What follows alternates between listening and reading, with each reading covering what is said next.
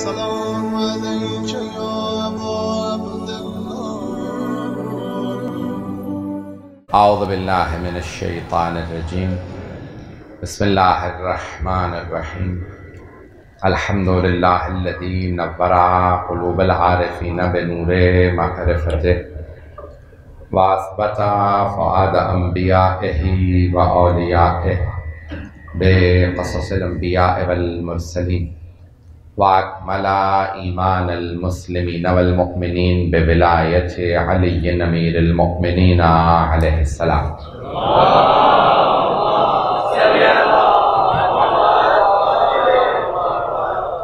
والصلاة والسلام والتحية والإكرام على أفضل الموجودات، العبد المؤيد والرسول المسدد، المصطفى الأمجد المحمود الأحمد، أعني أبا القاسم محمد.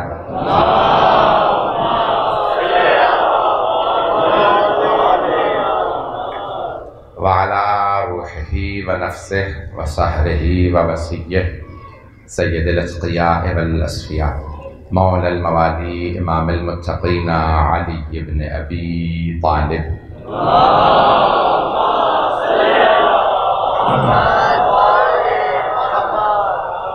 وعلى أوصيائه لا سيما بقية الله في الأرضين، روحي وأرواح العالمين لتراب مقدمه الفداء، واللعنة الدائمة على أعدائهم أجمعين من الآن إلى قيام يوم الدين. أما بعد، فقد قال الله الحكيم في كتابه الكريم: بسم الله الرحمن الرحيم. وقضى ربك ألا تعبدوا إلا إياه وبالوالدين إحسانا. صدق الله العلي العظيم. اللهم صل على محمد. سورہ فاتحہ کی درخواست ہے سیدہ فردوس فاطمہ رضوی بنت سید ولایت حسین کے لیے حاضرین کے تمام مرحومین کے. بسم اللہ الرحمن الرحیم. الحمد للہ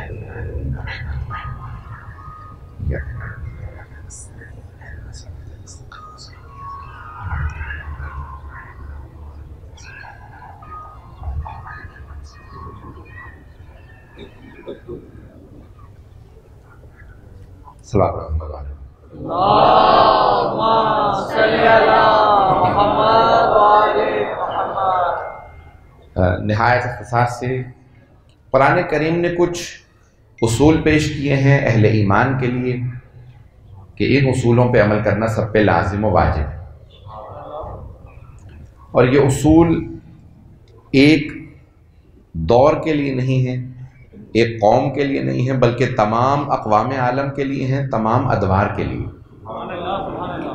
کچھ اصول ہوتے ہیں کہ جو خاص ادوار کے لیے ہوتے ہیں، کچھ ایسے اصول ہوتے ہیں جو خاص قوموں کے لیے ہوتے ہیں، کچھ ایسے اصول ہیں جو سب کے لیے ہیں. اللہ سبحانہ و تعالیٰ نے، میں تفصیل میں نہیں جاؤں گا، میں نے ایک علمی موضوع اس کو بہت تفصیل میں اور باریکی میں نہیں جانا چاہتا. تو اصول بہت سے، میں بہت سی مثالیں دے سکتا ہوں لیکن وقت نہیں ہے. یہاں تک کہ خود واجبات کی بھی اقسام ہیں، اور کچھ ایسی واجبات ہیں کہ جو کئی افراد پہ مشتمل ہوتی ہیں. جیسے نماز جمعہ، اگر 7 افراد نہ ہوں، 5 افراد یا 7 افراد نہ ہوں تو نماز جمعہ برقرار نہیں ہو سکتی. اور شرائط ہیں، اسی طرح سے اور بہت سی واجبات ہیں. تو عددی ہیں، کچھ فوری ہیں، تعینی ہیں، تعینی ہیں، بہت تفصیل ہے. کچھ ایسے اللہ نے اصول دیے ہیں جو ہر قوم، ہر فرد کے لیے ہیں، اس میں کوئی استثناء نہیں ہے، کوئی ایکسیپشن نہیں ہے. اور ان اصولوں میں سے ایک اصول اللہ نے جو تمام انبیاء پہ، ان کی قوموں پہ واجب قرار دیا، لازم قرار دیا، وہ ہے والدین کا احترام. انبیاء علیہ السلام پہ بھی والدین کا احترام لازم و واجب ہے. عزیزان گرامی، جو خود معصوم ہیں، جو پیشوا ہیں، جو اللہ کے برگزیدہ ہیں، ان ائمہ علیہ السلام پہ بھی والدین کا احترام لازم ہے، جبکہ ان کے والدین پہ بھی ان کی اطاعت واجب ہے. جناب امیر کے والد و والدہ پہ بھی ان کی اطاعت واجب و لازم ہے، وہ ان کے بھی امام ہیں، لیکن ان پہ بھی وہ احترام لازم ہے. جب جناب سرور کائنات جناب آمنہ، حضرت آمنہ صلی اللہ علیہ والدہ گرامی،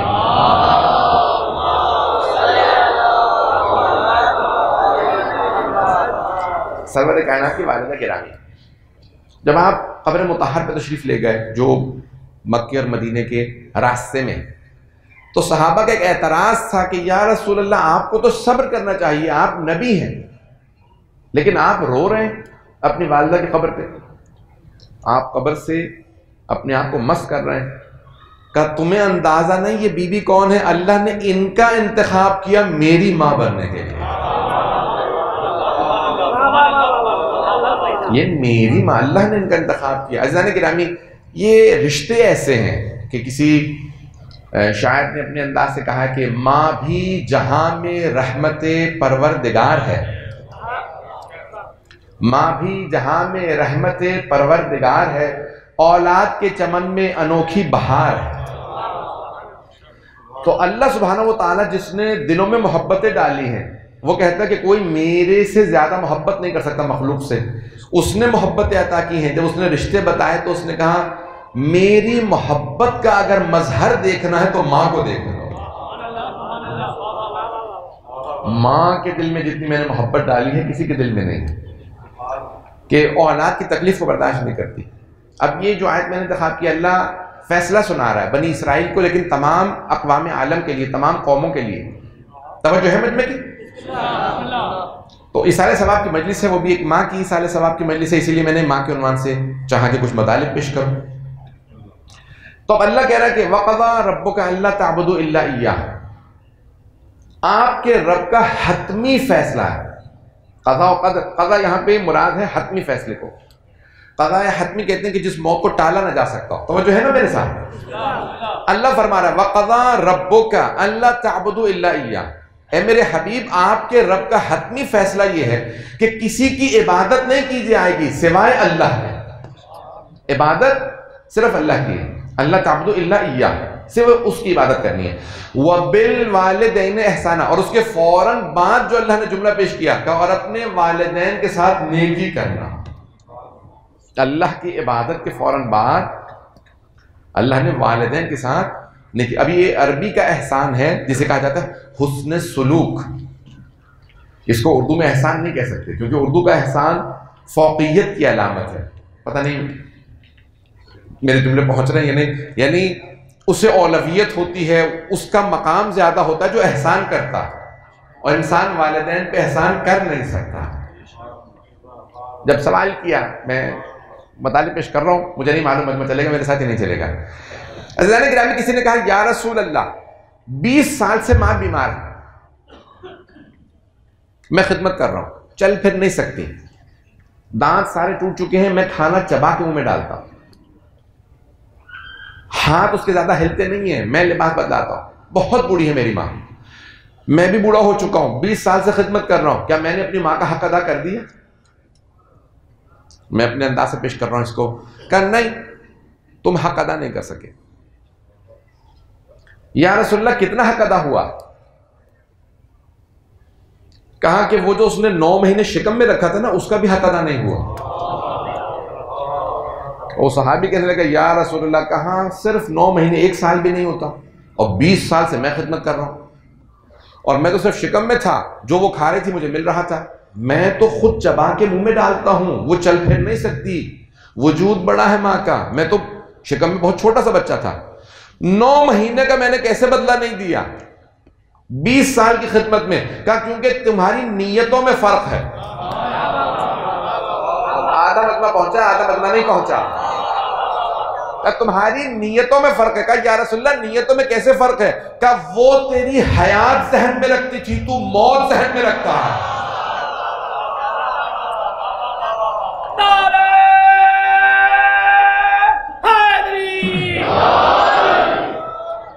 تو جب خدمت کرتا ہے تو سوچتا ہے یہ مر جائے گی، خدمت کر لوں، وہ یہ کہتی تھی پروردگارہ میری زندگی بھی اسے لگا دے، یہ جی لے۔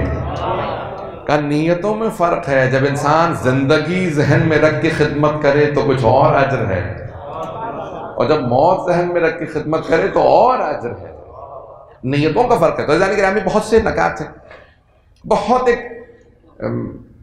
یعنی کہے کہ چاہنے والے رسول خدا کے صحابی تشریف لائے اور آنے کے بعد کہتے ہیں یا رسول اللہ میں بہت گنہگار ہوں، بہت گنہگار، آپ میرے لیے دعا کر دیجئے کہ میرے گناہ معاف ہو جائیں۔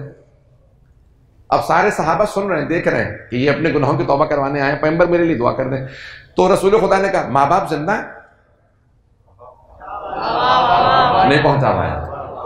کہ بھائی تمہارے ماں باپ زندہ؟ کہ نہیں یا رسول اللہ ان دونوں کا انتقال ہو گیا. کہ ٹھیک ہے جاؤ میں تمہارے لیے دعا کروں گا، تم طولانی سجدوں سے اور نماز سے کوشش کرو، میں تمہارے لیے دعا کروں گا.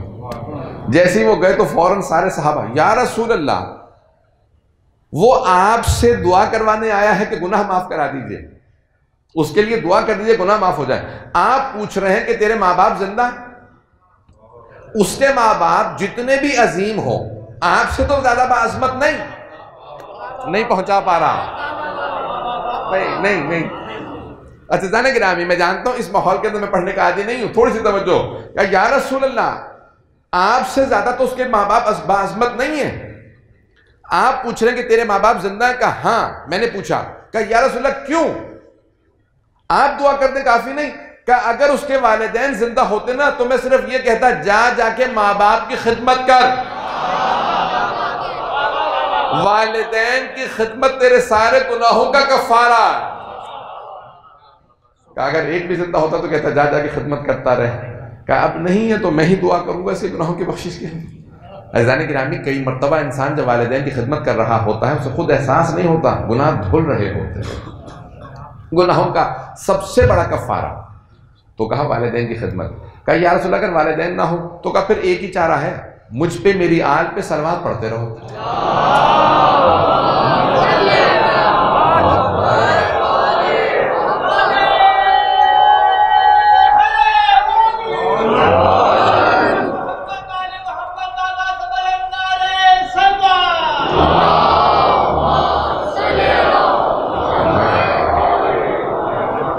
پھر ایک ہی چارہ ہے، مجھ پہ میری آل پہ صلوات پڑھتے رہو، درود بھیجتے رہو. سب سے بڑا جو گناہوں کا کفارہ وہ درود ہے. تو عزیزان گرامی والدین کی خدمت، البتہ یہ سوال کیا کسی نے کہ اگر والدین مؤمن ہوں یا کیسے بھی ہوں، تو کہا نہیں کافر بھی ہوں تو خدمت کرو. ایک نیا بیچارہ شیعہ ہوا تھا، چھٹے امام کے پاس آیا، کہا مولا میری والدہ سے میرے کبھی تعلقات اچھے نہیں رہے، وہ بھی ہمیشہ ڈانٹ ڈپٹ کرتی ہیں، مارتی پیٹی تھی بچپنے میں، اور اب میں بھی کبھی گستاخی ہی کرتا ہوں، کبھی ماں سے اچھا میرا سلوک نہیں رہا. باپ کا انتقال ہو چکا ہے، ماں ہی ہے میری. اچھا میری ماں آپ کی ماننے والی نہیں، میں آپ کا ماننے والا بن گیا ہوں، اب میں شیعہ ہو گیا ہوں، تو اب والدہ کو چھوڑ دوں؟ مولا نے کہا نہیں والدہ کی خدمت کرو. کہا نہیں اس کا میرے ساتھ سلوک اچھا نہیں. مولا نے کہا نہیں تم پہ لازم ہے. کہا لیکن میں آپ کا ماننے والا ہوں، وہ آپ کی منکر ہے. مولا نے کہا اسی لیے تو تجھے بتا رہا ہوں، تو ہمارا ماننے والا ہے نا تو تم پہ لازم ہے. کہا مولا میں آپ کو امام مانتا ہوں، حجت خدا مانتا ہوں، منصوص من اللہ مانتا ہوں، وہ آپ کی منکر ہے. مولا نے کہا تم ہمیں مانتے ہو؟ کہا ہاں. کہا پھر میں تم پہ واجب و لازم قرار دیتا ہوں ماں کی خدمت کرو. اب دل میں اس کے بعد سمجھ نہیں آئی، لیکن چونکہ امام کو مانتا تھا گستاخی نہیں کی. کب مولا نے کہہ دیا ماں کی خدمت کروں گا، خدمت کرنے لگا. 2-4 دن گزرے، ماں نے دیکھا بھائی کوئی کام ہے اسے، رویے میں تبدیلی ہے، کیا بات ہے؟ ایک آدھ ہفتے بعد اس نے سوال کیا کہ بیٹا کیا بات ہے، تمہارا رویہ بدلا سا ہے، بہت زیادہ خدمت کر رہے ہو، آنکھیں نہیں ملاتے، جیسے آنکھیں نکال کے مجھے پہلے دیکھتے تھے، غصے میں اونچی آواز سے بات کرتے تھے، سب بدل گیا. کیوں؟ کہا میرا کردار نہیں ہے، یہ میرے امام نے کہا. پتہ نہیں لوگ ہیں یا نہیں. کیا ماں یہ میرا کردار نہیں ہے، میرے دل میں نہیں ہے آپ کا احترام، میرے امام نے واجب و لازم قرار دے دیا اس لیے احترام کر رہا ہوں. کچھ دیر ماں سوچتے رہے. کہا بیٹا مجھے اس امام سے ملا جس نے تجھے بدل دیا.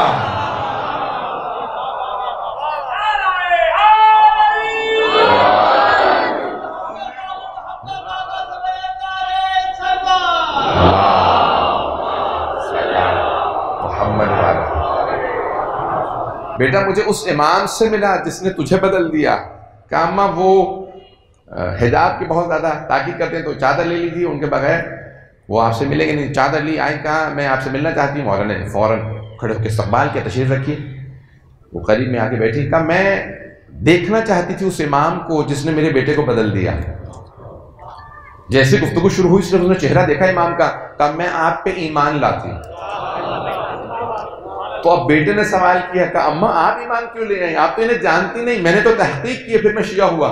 کہا بیٹا میں نے دیکھ کے اندازہ لگا لیا یہ حق ہے. ان کا چہرہ، ان کا وجود، ان کا جو کلام ہے جس نے تجھے بدل دیا بیٹا، یہی حق ہے۔ عزیزان گرامی، اپنے کردار سے لوگوں کو دین کی، اسلام کی اور تشیع کی دعوت دیجیے۔ ہر آدمی پوچھے، ارے وہ جو جس انجینئر کو میں نے اپنے گھر کا مکان کا کانٹریکٹ دیا تھا، وہ جو کانٹریکٹر تھا، وہ جو بلڈر تھا، وہ جو مزدور تھا، وہ شیعہ تھا، آئندہ بھی میں شیعہ ہی کو کام دوں گا۔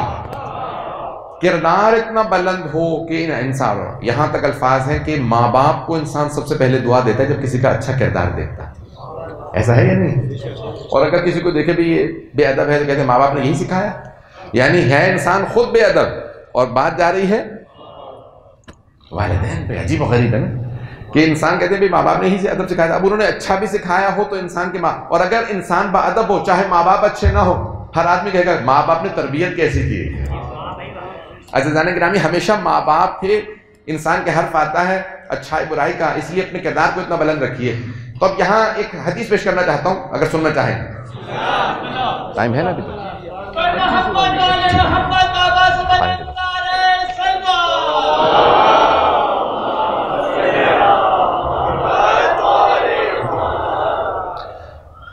ماں کا کس حد تک ہماری زندگیوں میں اور مرنے کے بعد دخل ہے، سنیے گا۔ میری سارے مجمع سے درخواست ہے کہ یہ بہرحال مسلسل 3 دن سے سفر میں ہوں اور بالکل نیند نہیں ہو رہی ہے، لیکن اس کے باوجود بھی کچھ مطالب پیش کر رہا ہوں، اس کو تھوڑا سا محبت سے، جس سے دیکھ رہے ہیں اسی محبت سے سن لیجیے گا۔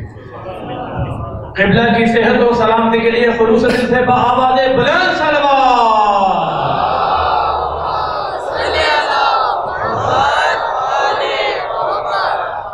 یہ ایصال ثواب کی مجالس مختلف ہوتی ہیں، میں بھی کوشش کرتا ہوں کہ الگ مطالب پیش کروں، تو اس دفعہ پہلی دفعہ پڑھ رہا ہوں کراچی میں ایصال ثواب کی مجلس۔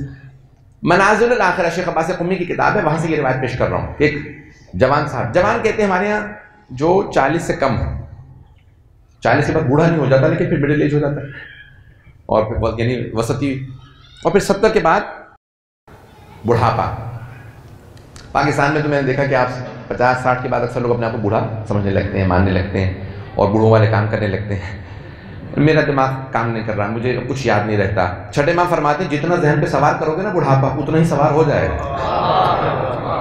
تو بہرحال یہ تفصیل کا وقت نہیں ہے، اپنے آپ کو کہنا نہیں چاہیے میرا دماغ کام نہیں کرتا، میرا تو حافظہ چلا گیا۔ امام کہتے ہیں انسان کا علم اور عقل معراج پہ ہوتی ہے بڑھاپے میں، یہ کہہ کے ہم اپنے آپ کو ختم کر لیتے ہیں۔ یہ مفضل ابن عمر کی بہت مفصل ایک حدیث ہے، تفصیل کا وقت نہیں۔ تو جوان تھا، انتقال ہو رہا تھا، یعنی 40 سے کم۔ کہا یا رسول اللہ آپ کے اس صحابی کا انتقال ہو رہا ہے، وہ جوان ہے اور جان کنی کی حالت میں بہت سخت اذیت میں ہے، روح پرواز نہیں کر رہے، بہت تکلیف میں ہے۔ یا رسول اللہ آپ تشریف لائیں گے؟ یہ سب مانتے ہیں کہ اگر پیغمبر آ جائیں، صحابہ مانتے تھے کہ اگر روح نہ نکل رہی ہو پیغمبر کے آنے سے موت کے وقت آسانی آ جاتی ہے، اور پیغمبر فرما گئے صرف میرے نہیں، میرے اور میری آل میں سے کسی کے بھی آنے سے روح میں نہیں ہے مجمع، روح کے نکلنے میں آسانی ہو جاتی ہے، روح کے نکلنے میں۔ تو پھر شکر کرو نا کہ ہمارے مرنے پہ مولا علی آئیں گے۔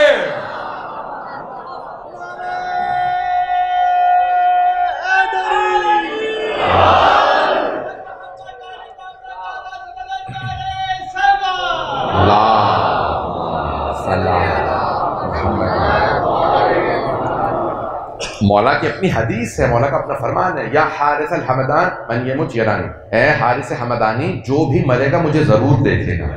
مؤمن ہوگا تو روح میں آسانی ہو جائے گی نکلنے میں، منافق و کافر ہوگا تو اور اذیت ہوگی، منافق و کافر کو مولا کے آنے سے اور اذیت ہوگی۔ آپ کہیں گے مولا آئے ہیں تو اذیت نہیں ہونی چاہیے، نہیں، جو منکر تھا اسے فرشتے کہیں گے ارے تو اسے نہیں مانتا تھا، اب اس کی بادشاہی ہے۔ جانے کے نام یہ موت عجیب و غریب شے ہے۔ کہا یا رسول خدا جوان صحابی، سنیں گے نا حضرات، جوان صحابی انتقال کر رہے ہیں، بہت سخت اذیت میں ہیں، آپ تشریف لے آئیے۔ پیغمبر اسلام نے فوراً ابا لی، کہا چلو۔ امامہ ابا قبا پہنتے تھے رسول خدا، یہ لباس رسول خدا کا ہے۔ تشریف لائے، گھر پہ مجمع جمع تھا، پیغمبر اسلام تشریف لائے، گھر میں آئے، دیکھا کہ ایک جوان بستر پہ لیٹا ہے، اس کے سرہانے ایک خاتون کھڑی ہیں بوڑھی۔ رسول خدا نے سلام کیا، آئے بیٹھے اس جوان کے پاس، کہا کہ بیٹا کہو لا الہ الا اللہ. اس نے کہنا چاہا، اسے کہا نہیں گیا. کون کہلوا رہا ہے؟ رسول رحمت. اور اس جوان سے، صحابی رسول سے، با ایمان ہے، مومن ہے، کہا نہیں جا رہا. کہو لا الہ الا اللہ.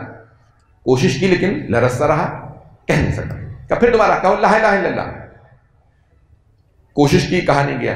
تو رسول خدا نے کہا آپ اس کی ماں ہیں، ساری دنیا کو سمجھا رہے ہیں. کچھ لوگ تک پہنچ گئی.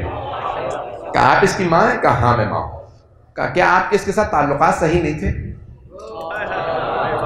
توجہ ہو، یہ پیغمبر سوال کر کے دنیا کو بتا رہے ہیں. کہا کہ آپ کے اس کے ساتھ تعلقات صحیح نہیں تھے؟ کہا نہیں، 5 سال سے، اب میرے ذہن میں 5 سال کی مدت ہے، 5 سال سے ہماری بول چال بند تھی، ہم آپس میں بات نہیں کرتے تھے، میں سے ملتی نہیں تھی. مجھے بھی پتا چلا کہ مرنے والا ہے تو میں ماں ہوں، آگے ملنے. کہا اگر آپ اسے معاف کر دیں گی تو اس کی روح نکلنے میں آسانی ہو جائے گی. اس کی روح نکلنے میں اذیت اس لیے ہو رہی ہے کیونکہ آپ راضی نہیں ہیں. کہا بیٹا جا، میں نے تجھے رسول خدا کی خاطر معاف کیا. اب رسول خدا نے کہا کہو لا الہ الا اللہ. تو اس جوان نے فوراً کہا لا الہ الا اللہ. رسول خدا نے کہا کیا دیکھ رہے ہو؟ کہا یا رسول اللہ کچھ فاصلے سے ایک بہت ہی بدنما مخلوق کھڑی، بالکل ظلمت و تاریکی ہے. کہا کہ میرے آنے کے بعد بھی دیکھ رہے ہو ظلمت کو؟ کہا ہاں. کہا یہ دعا پڑھو. اور کہا کہ یا میں یقبل الیسیر و یعفو عن الکثیر. یہ دعا رسول خدا نے پڑھی کہ اے اللہ جو چھوٹے چھوٹے اعمال قبول کر لیتا ہے اور بڑے بڑے گناہوں کو معاف کر دیتا ہے، میری اس چھوٹی سی دعا کو قبول کر لے اور میرے بڑے بڑے گناہ معاف کر دے. اس نے دعا کو دہرایا. پیغمبر نے کہا آپ کیا دیکھ رہے ہو؟ کہا یا رسول اللہ اب ایک نورانی مخلوق آ گئی، اور وہ جو تاریک مخلوق کی تھوڑا دور. کیا ابھی بھی دیکھ رہے ہو؟ کہاں. کہ دعا دوبارہ دہراؤ. اس نے دعا کو دوبارہ پڑھا. کہا اب دیکھ رہے ہو؟ کہ نہیں یا رسول اللہ اب صرف نور ہی نور ہے. پیغمبر اسلام نے کہا کہ اب تمہاری روح نکلنے میں آسانی ہوگی. پھر آپ نے فرمایا 3 لوگوں کی روح نکلنے میں بہت تکلیف ہوتی ہے. پہلا وہ جو ماں باپ کا نافرمان ہو، دوسرا وہ جس نے اپنی حکمران جس نے رعایا پہ ظلم کیا ہو، حق مارا ہو، تیسرا وہ جس نے یتیموں کا حق کھایا ہو. ان 3 کو موت کے وقت تکلیف ہوگی. اللہ کہتا ہے دنیا میں تو ظالم تھا، اب دیکھ لے ظلم کا نتیجہ کیا. میں جانتا تھا کہ سب جملے ہیں. عزیزان گرامی، اب یہ انسان موت کے وقت اس کو فوراً تکلیف بتا دے گی کہ کس طرح کا انسان تھا، ظالم تھا، پاک تھا، نہیں تھا. انسان دنیا میں جو چاہے کر سکتا ہے، موت کے بعد اس کے ہاتھ میں قابو نہیں ہے. پھر آگے کنٹرول اللہ کے ہاتھ میں ہے. رسول خدا، ائمہ اہل بیت تو کردار کو ایسا بنا لے کہ شفاعت ملنے لگے. جملے پیش کرنا چاہ رہا ہوں، تھوڑی سی آواز بے کم کر دیے کیونکہ میں آواز بلند کر رہا ہوں. سارا مجمع میرے بزرگ مجھے جس طرح سے سب دیکھ رہے ہیں، مجھے توجہ چاہیے. عزیزان گرامی، انسان کے آخری وقت کے اندر اسے سب کچھ نظر آ جاتا ہے، مومن کو بھی، منافق کو بھی، کافر کو بھی، مشرک کو بھی. مولا فرماتے ہیں آخری وقت میں سب اپنا انجام دیکھ لیتے ہیں، اچھے بھی برے بھی. نہیں پہنچا پایا اچھے بروں کو، سب کو آخری وقت میں، آخرت میں نہیں، دنیا کے آخری وقت میں انجام نظر آ جاتا ہے. انجام نظر آ جاتا ہے. کچھ کو ضربت لگتی ہے تو کہتے ہیں فزت ورب الکعبہ، رب کعبہ کی قسم میں کامیاب ہو گیا. کچھ کو چھری لگتی ہے، کہتے ہیں، میں جملہ نہیں دہرا سکتا کہ اگر بعض افراد مرتے وقت ہر انسان کی حقیقت زبان پہ آ جاتی ہے. آپ تمام اہل بیت کے ماننے والوں کا انتہا دیکھ لیں، انجام دیکھ لیں، اور اہل بیت کے دشمنوں کا انجام دیکھ لیں. انہوں نے مرتے وقت خود بتایا عذاب دیکھ رہا ہوں، ماننے والوں نے خود بتایا ہم جنت دیکھ رہے ہیں.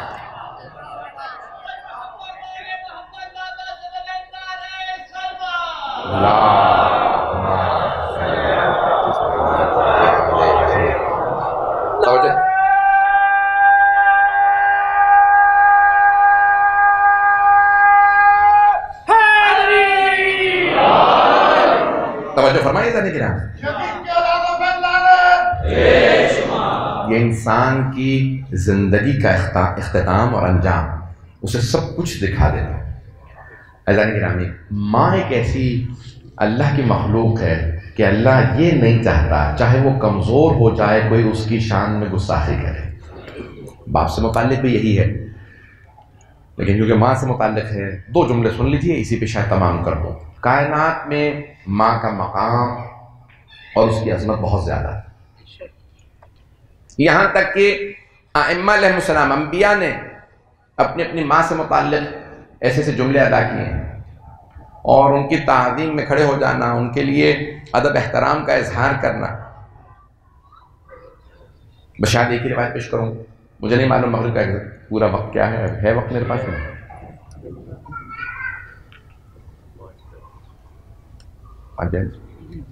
بغیر وقت نہیں، تھوڑا سا چہلم ہے تو لوگ رونا چاہیں گے۔ مولا کائنات میں یہ روایت پیش کرتا ہوں، اس کے بعد کچھ شاید تھوڑا تفصیل سے پڑھنا چاہتا تھا مسائل، لیکن وقت نہیں۔ مولا کائنات امیر المومنین کی والدہ گرامی حضرت فاطمہ بنت اسد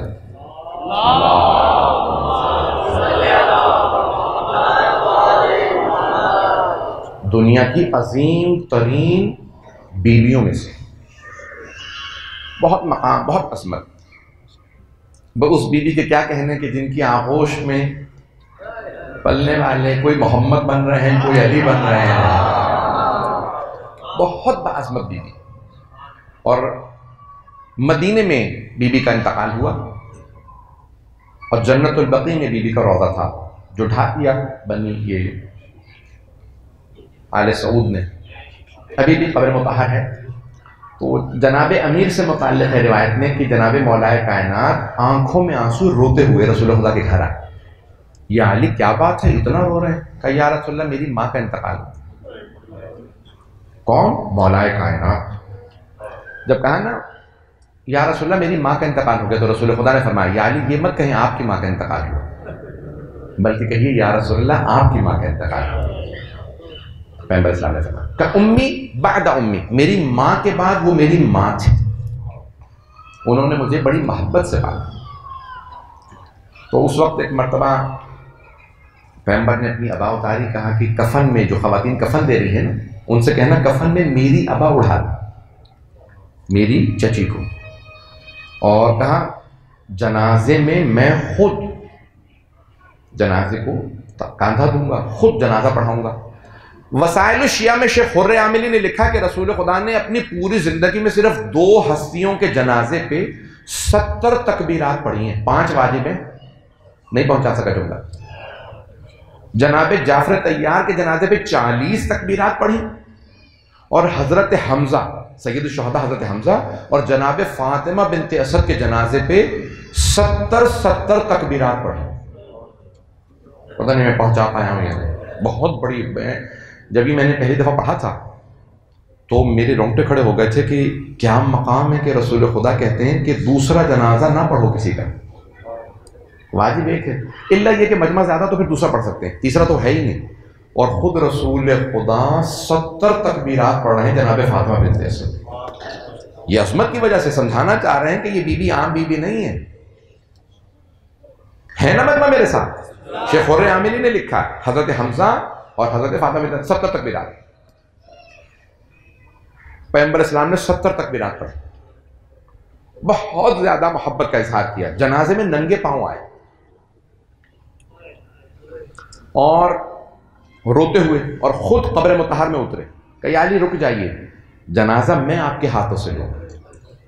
قبر میں اترے، اپنے ہاتھ سے پوری قبر کو، آپ نے قبر کو لے کے مٹی اور اس کو ہاتھ لگانے کے بعد کہا قبر خبردار، روز قیامت اگر میری چچی نے مجھ سے تیری شکایت کی تو میں حساب لوں گا، میری چچی کوئی شکایت نہ کرے تیری، اتنے آرام و سکون سے میری چچی کو رکھنا کہ میری چچی کوئی شکوہ نہ کرے۔ بہت بڑا جملہ ہے۔ تو اپنے ہاتھوں سے اس کے اندر قبر کے سرہانے، اس کی پائنتی میں چاروں طرف ہاتھ لگایا، اور پھر کہا یا علی اب جنازہ دیجیے۔ بڑی تعظیم سے جنازہ رکھا۔ جنازہ پڑھانے کے بعد سب جب قبر کو بند کر دیا تو خود سرہانے بیٹھے۔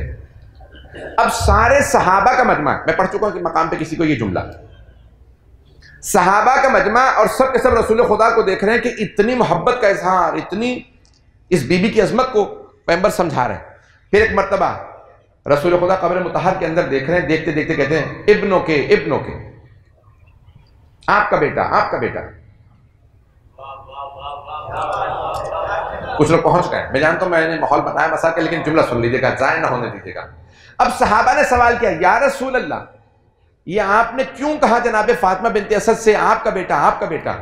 کہا کہ جب فرشتے میری چچی کی قبر میں آئے تو بڑے احترام سے تعظیم سے سوال کیا، من ربک، آپ کا رب کون ہے؟ تو میری چچی نے، اب پہنچ گیا مدمان، تو میری چچی نے بڑے اطمینان سے کہا اللہ جل جلالہ ربی، اللہ میرا رب ہے۔ تو انہوں نے سوال کیا من نبیو، کہ آپ کا نبی کون ہے؟ تو میری چچی نے بڑے اطمینان سے میری طرف اشارہ کر کے کہا محمد صلی اللہ علیہ وآلہ وسلم نبی، محمد صلی اللہ علیہ وآلہ وسلم میرے نبی ہیں۔ تو ایک مرتبہ فرشتوں نے سوال کیا من اماموں کے، آپ کا امام کون ہے؟ توجہ، تو کہا میری چچی نے میری طرف دیکھا کہ انہوں نے سوال کیا میرا امام کون ہے، تو میں نے فوراً کہا ابنوں کے آپ کا بیٹا آپ کا بیٹا آپ کا بیٹا ہی آپ کا امام ہے۔ اور مسلمانوں اگر علی کی ماں کا علی کی امامت کے بغیر گزارا نہیں تو پھر تمہارا ہمارا کیسے؟ نعرہ حیدری حیدری حیدری پر محمد وآل محمد صلوات۔ اور فرمایا عزیزان گرامی وہاں پہ بھی فرمایا تھا ابنوں کے کہ ساری کائنات جب تک علی کی ولایت کو نہ مانے اس کے اعمال قبول نہیں۔ عزیزان گرامی اس مقام پہ بھی رسول خدا کو بہت دکھ کس بات کا، جدائی کا اپنی چچی سے۔ بس بھئی میں نے تمام کر دیا۔ تو یہ آج چہلوں کی مجلس ہے، ایک بیٹے نے ماں کی مجلس رکھی، اور یقین مانیے جتنا انہوں نے مسلسل کا آپ آ رہے ہیں میں کبھی اسی دن پہنچوں گا، آرام کرنا، آنے کے بعد چلا گیا تھا پنجاب۔ تو بہرحال میں پیش کر رہا ہوں، ہر انسان کو ہوتا ہے نا ماں کی مجلس ہو، ماں یا باپ چلے جائیں تو لوگ چاہتے ہیں مجلس ہو، مصائب ہوں، لوگ آئیں گلے لگا کے پرسہ دیں اور کہیں کہ ارے آپ کی والدہ چلی گئیں۔ کہیں ایسا نہیں ہوتا کہ ماں یا باپ دنیا سے جائیں اور اولاد کے گلے میں توق ڈال دیا جائے۔ آج چہلوں میں ہے نا کسی ماں کا، کبھی ایسا نہیں ہوتا کہ کسی کے باپ کا انتقال ہو جائے اور بیٹیوں کو تماچے لگائے جائے۔ کبھی ایسا نہیں ہوتا دنیا میں کہ دنیا سے باپ چلا جائے اور بیٹیوں کی بالیاں اتار دی جائیں۔ اجرکم اللہ اجرکم اللہ۔ بس بھئی کوئی بھی بخل کر کے نہ روئے، مغرب کا وقت قریب آنے والا ہے، ہر دعا قبول ہے، دنیا میں حالات خراب ہیں، کائنات میں بس ایک کربلا کا میدان ہے جہاں ایک لاشا پڑا ہے، ایک بیٹا اور کچھ بیٹیاں رو رہے ہیں، ہمارے بابا کو مار دیا گیا، بیٹے کے گلے میں توق ڈال دیا گیا، بیٹیوں کی چادریں چھینی گئی، تازیانے مارے گئے، اور ایک چھوٹی سی بیٹی کی کانوں سے بالیاں نہ جانے اس انداز سے اتاری گئیں کہ بیٹی نے تڑپ کے کہا بابا وہ جو بالیاں آپ نے پہنائی تھی، اجرکم اللہ اجرکم اللہ۔ بس بھئی دنیا میں کہیں ایسا نہیں ہوتا۔ ابھی آپ سب معلوم کریں گے نا بیٹا کون ہے، ہم جا کے پرسہ دیں، گلے لگائیں۔ دنیا کا دستور یہی ہے کہ بیٹے بیٹیوں کو پرسہ دیا جاتا ہے، خواتین بیٹیوں کا پتہ کریں گی کہ ان کی ماں کون تھی، یہ دنیا کا اصول ہے۔ اور اگر بیٹے کے پاس آتے ہیں مرد تو کہتے بتائیے آپ کی ماں تھی، ہم پرسہ دینے آئے ہیں، مولا سجاد کو بڑی حسرت تھی، لوگ مجھے میرے بابا کا پرسہ دیں، مجھے لوگ گلے لگائیں کہیں مولا آپ یتیم ہو گئے، اجرکم اللہ۔ لیکن کسی نے مولا سجاد کو پرسہ نہیں دیا، کبھی کسی نے گلے میں توق ڈال دیا، کسی نے تازیانہ مارا، کسی نے پتھر مارے۔ اگر دیکھ سکے تو میری طرف دیکھیے گا، اتنے دن بیت گئے، مولا کبھی کربلا سے کوفہ گئے، کوفہ سے شام گئے، رہائی مل گئی، میں نے سارے مصائب چھوڑ دیے، ابھی تک مولا کی آنکھیں اپنوں کو تلاش کر رہی ہیں، ارے آج تک مجھے کسی نے پرسہ ہی نہیں دیا، نہ مجھے کسی نے گلے لگایا۔ مولا کی آنکھیں کسی اپنے کو تلاش کر رہی تھی۔ اب جب چہلم پہ کربلا آئے دیکھا جناب جابر کھڑے ہیں، جانتے ہیں کیا کیا مولا سجاد نے؟ خود ہی روتے ہوئے آگے بڑھے، جناب جابر کو گلے لگایا، رو رو کے کہنے لگے جابر ہا ہونا کو دلا رجال ہونا۔ جابر اس مقام پہ ہمارے مردوں کو مارا گیا، جابر میرے چھوٹے سے بھائی کے گلے میں تیر لگا، جابر علی اکبر کے سینے میں برچھی لگی، جابر سکینہ کو تماچے لگے، پھر رو کے کہا جابر میری پھپھیوں کی چادریں چھینی گئی، پھر آخر میں ایک جملہ کہا جابر میرے گلے میں توق ڈالا گیا۔ مولا سجاد رو رہے تھے، جناب جابر بھی رو رہے ہیں، پھر روتے روتے ایک جملہ کہا کہ جابر آپ ذرا دور چلے جائیے۔ جناب جابر نے کہا مولا میری آنکھوں میں موتیا اتر آیا، مجھے کچھ نظر نہیں آتا۔ مولا نے کہا جابر میں جانتا ہوں آپ دیکھ نہیں سکتے، لیکن جابر آپ سن تو سکتے ہیں، میری پھپھیاں بھی بین کریں گی، رو رو کے کہیں گی اے حسین ہمیں بلا لو۔ اجرکم اللہ۔ مولا نے کہا جابر ذرا دور چلے جائیے، بس بھئی 2 سے 3 منٹ کی زحمت دوں گا۔ ایک مرتبہ جناب جابر جب دور چلے گئے نا تو مولا سجاد سے جناب زینب نے کہا بیٹا سجاد میرے بھائی کی قبر کا نشان کہاں ہے، مجھے میری بھائی کی قبر بتا دو۔ مولا نے کہا پھوپھی اماں ساتھ چلے میں دکھاتا ہوں۔ جب جا رہی تھی نا جناب زینب تو رو رو کے کہہ رہی تھی بھائیا جب میں پہلے ملنے آیا کرتی تھی آپ کھڑے ہو کے استقبال کرتے تھے، بھائیا ہماری پشتیں زخمی ہیں، ہمارے سروں پہ چادریں نہیں تھی، حسین ہمارے پاؤں زخمی، ہاتھ زخمی، بھائیا ہمارا استقبال کرو۔ بی بی روتے ہوئے آگے بڑھی، پھر ایک مرتبہ قبر مطہر پہ اپنے آپ کو گرا دیا، ساری بیویاں رونے لگیں۔ جب سب بیویاں رو رہی تھی نا چہلوں پہ تو ایک مرتبہ مولا سجاد نے دیکھا کہیں بیویاں روتے روتے مر نہ جائیں، تو پھپھی کا بازو تھاما کہ پھپھی اماں بس کیجئے، پھپھی کو روکا۔ جناب زینب جیسی اٹھی کہ سب بیویوں رک جاؤ۔ بی بی اٹھی سوال کیا بیٹا سجاد یہ میرے بھائی کے ساتھ والی قبر کس کی ہے؟ کہ پھپھی اماں یہ میرے بھائی علی اکبر کی قبر ہے۔ ساری بیویاں دوبارہ قبر پہ گر گئی، پھر رونے لگی۔ مولا نے پھر کہا پھپھی اماں بس کیجئے۔ کہ بیٹا سجاد یہ گنج شہداء میں کس کس کی قبریں ہیں؟ کہ پھپھی اماں یہاں میرے سارے چچا ہیں۔ سب کا بتانا شروع کیا کہ یہاں قاسم ہیں، یہاں عبداللہ، یہاں سب کے نام بتائے۔ اب جناب زینب سے رہا نہیں گیا کہ بیٹا سجاد آپ نے سب کا بتا دیا لیکن میرے بھیا عباس کا نہیں بتایا۔ تو مولا سجاد نے کہا پھپھی اماں میرے چچا کی قبر فرات کے کنارے ہے، میرے ساتھ چلے میں آپ کو چچا کی قبر پہ لے چلوں۔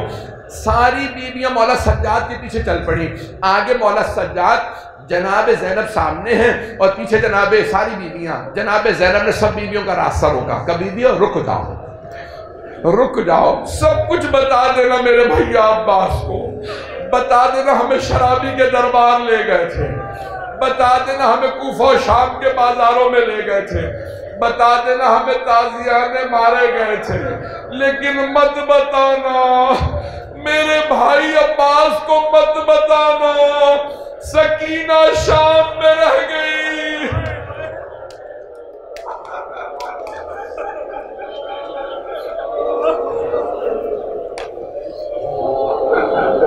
الا لعنت اللہ علی القوم الظالمین وسيعلم الذين ظلموا أي منقلب ينقلبون۔ پروردگارہ سیدہ فردوس فاطمہ رضوی بنت سید ولایت حسین کے درجات بلند فرما، حاضرین کے تمام مرحومین کے درجات بلند فرما۔ پروردگار ہمارے تمام مرحومین کی قبروں کو منور فرما۔ پروردگار ہم سب کی عاقبت بخیر فرما، ہم سب کو اور ہمارے مرحومین کو جناب سیدہ کی، مولا سجاد کی، جناب زینب کی شفاعت نصیب فرما۔ پروردگار بے اولادوں کو اولاد عنایت فرما، اولاد والوں کی اولاد کو نیک و صالح بنا۔ پروردگارہ پریشان حالوں کی پریشانیاں دور فرما، حج و زیارات کی تمنا رکھنے والوں کو حج و زیارات نصیب فرما۔ پروردگارہ دنیا میں بہت سی پریشانیاں ہیں، وبائیں ہیں، ان تمام وباؤں کا خاتمہ فرما، جو ہاتھ بلند ہیں کسی کو رد نہ فرما۔ پروردگار ایک مومن نے مجھ سے بھی التماس سے دعا کی تھی، ان کی اہلیہ، ان کی زوجہ بہت سخت علیل ہیں، پروردگار ان کو شفاء کاملہ عاجلہ عنایت فرما۔ ہمارے جتنے مومن و مومنات مریض ہیں سب کو شفاء کاملہ عاجلہ عنایت فرما۔ پروردگارا تجھے واسطہ اپنے ذات و جلال کا ہمیں مولا امام زمان علیہ السلام کا ظہور دیکھنا نصیب فرما، دشمنان اہل بیت کو نیست و نابود فرما، داعش و طالبان کو آل سعود کو غارت فرما، مؤمنین کی حفاظت فرما۔ ربنا تقبل منا انك انت السمیع العلیم بحق محمد وآلہ الطیبین الطاہرین المعصومین۔ ایک سورہ فاتحہ اور 3 مرتبہ سورہ اخلاص محمد صلی اللہ علیہ وسلم۔